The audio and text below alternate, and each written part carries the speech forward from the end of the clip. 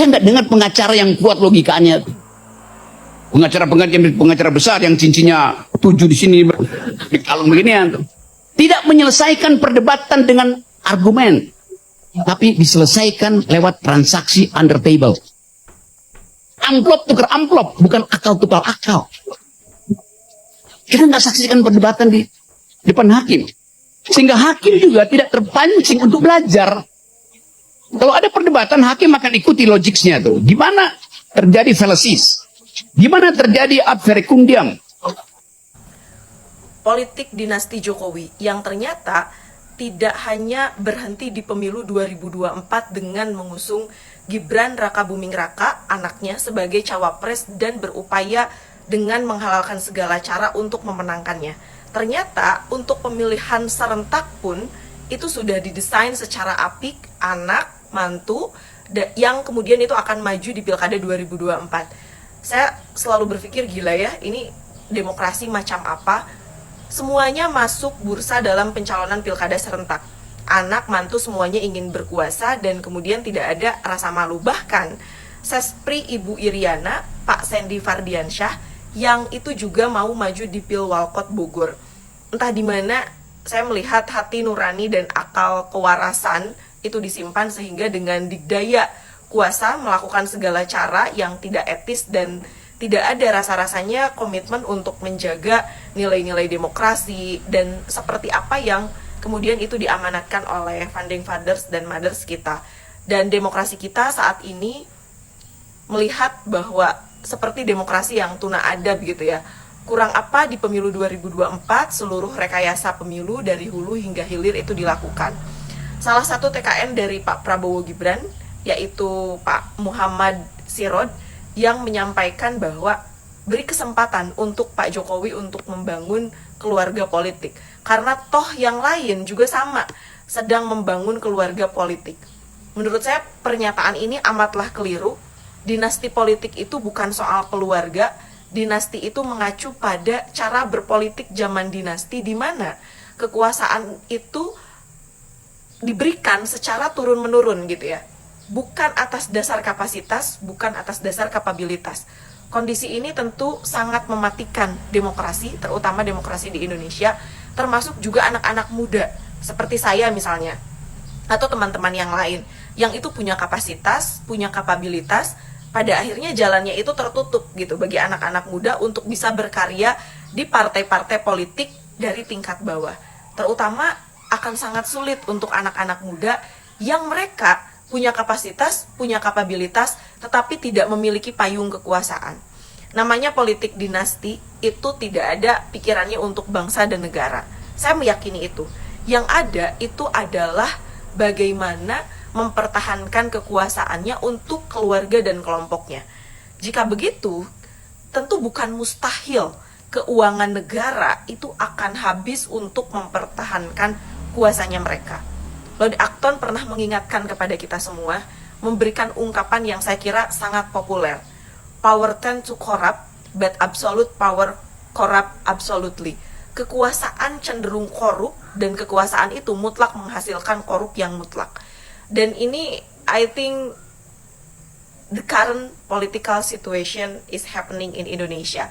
Jadi kejahatan korupsi, kolusi, nepotisme, dan yang ada di Indonesia itu terus-menerus terjadi, dan ini adalah paling parah menurut saya di era reformasi. Politik dinasti semakin menjadi-jadi. Wacana mengusung anak dan menantu Pak Presiden Joko Widodo dalam pemilihan kepala daerah serentak 2024 itu tidaklah sesuai dengan konstitusi, dan konstitusi Republik Indonesia itu tidak dibuat untuk mengakomodasi kepentingan politik kelompok atau keluarga-keluarga tertentu untuk terus nih berada di satu lingkaran kekuasaan. Dan kita tentu saja juga patut mempertanyakan bagaimana kapasitas, kapabilitas anak dan mantunya yang diusung ini. Praktek politik dinasti, teman-teman, itu dianggap membahayakan. Kenapa? Karena saat ini ada kecenderungan pemimpin bersikap lebih condong kepada kehendak kekuasaan daripada mematuhi aturan perundang-undangan yang sudah sama-sama ditetapkan bersama.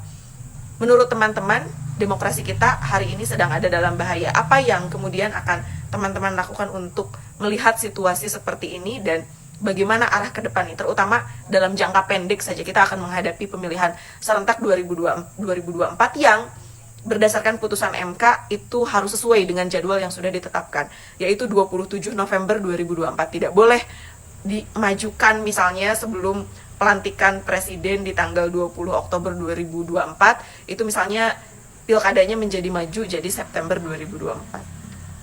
Saya dari Sampang Madura, demi Allah, saya tumpas itu semua. Seandainya bukan bulan puasa, polisi, saksikan saya orang Madura. Andai bukan bulan puasa, saya sembelih semuanya itu. Paham Madura? Saya bukannya tidak tahu yang ada di negara ini. Saya paham karena saya rakyat kecil. Di Madura cuma sampai karena saya bertekad berjuang teguh untuk memenangkan Anies Rashid Baswedan tanpa sogokan. Dan saya kesini ngongkos sendiri, saudara. Perjalanan satu malam, satu hari, satu malam. Ngongkos sendiri, beda dengan yang di sana.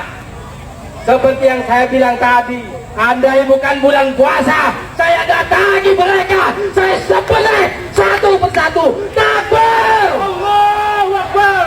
Baik saudara-saudaraku, itu kekesalan hati saya. Sebetulnya saya tidak mau berbicara, akan tetapi di sini ketahuan mana yang jongos, mana yang ingin negaranya maju. Sekian dari saya.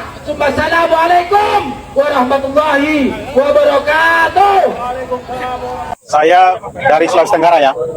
Jadi menanggapi persoalan ini, kita yang masyarakat jauh pun sebenarnya sudah resah dengan keadaan ini dan berharap agar penyelenggaraan dan pelaksanaan pemilu ini benar-benar sudah harus dicek, dilakukan yang disebut penyelidikan, yaitu hak angket.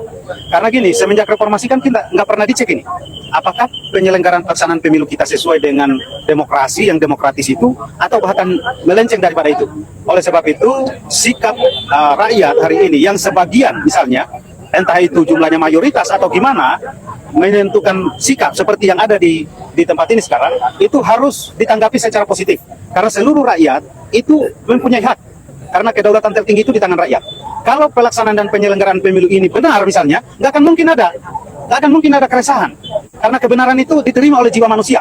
Oleh sebab itu, mari kita sesama anak bangsa, terutama pejabat-pejabat ya, pejabat publik, ingat, apa yang Anda lakukan hari ini akan dicatat oleh sejarah.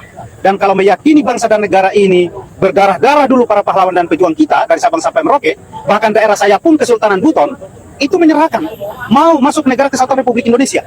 Hanya satu tujuan, bahwa membangun bangsa yang dapat menjamin kemanusiaan, nilai-nilai kemanusiaan.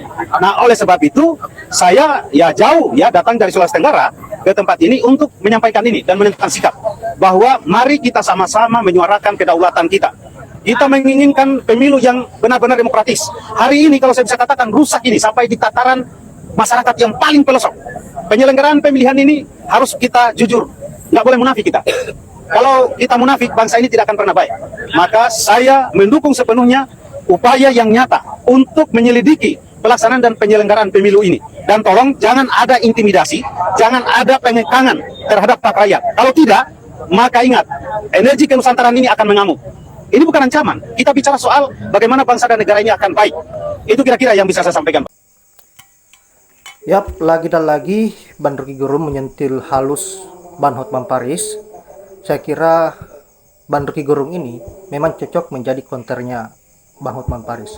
Dan saya respect dengan apa yang menjadi penyampaian-penyampaian wanita yang di video nomor 2 tadi. Sangat luar biasa dan sangat logis bahwa politik dinasti yang dibangun oleh Pak Jokowi memang sangat berbahaya karena mampu menggerus kekayaan Republik Indonesia untuk mempertahankan kekuasaan-kekuasaannya di kemudian hari. Dan lihat saja efek dari apa yang menjadi kelakuan Pak Jokowi ini, bahkan sekretaris pribadi istrinya saja, yaitu Ibu Iriana maju untuk menjadi calon wali kota Bogor. Saya kira ini efek dari cewek-ceweknya Pak Jokowi dan dimanfaatkan oleh orang-orang yang terdekat dari lingkungannya, seperti sekretaris pribadinya Ibu Iriana tersebut. Dan sangat berbahaya juga apa yang menjadi aksi-aksi warga Madura tadi, dan bahkan terdengar apa yang disuarakan oleh masyarakat Madura bahwa dia siap untuk berdarah-darah bagaimana agar bisa mempertahankan keadilan di negeri ini. Dan ini sangat berbahaya. Saya kira apa yang menjadi suara-suara mulai dari Ban Roky Gerung dan juga wanita yang ada di video tadi ini sangat mewakili suara rakyat, dan kita berharap apa yang menjadi perjuangan-perjuangan adik-adik kita mahasiswa dan masyarakat yang mempertahankan bagaimana agar hak angket bisa bergulir dan bisa diputuskan sesuai dengan apa yang menjadi harapan rakyat bisa tercapai. Dan tentu kita harus mendoakan agar semuanya berjalan mulus. Dan saya berterima kasih juga kepada sahabat-sahabat yang sudah menyempatkan diri untuk menonton, dan saya akhiri dengan ucapan wallahul muwaffiq ila aqwamit thoriq. Assalamualaikum warahmatullahi wabarakatuh.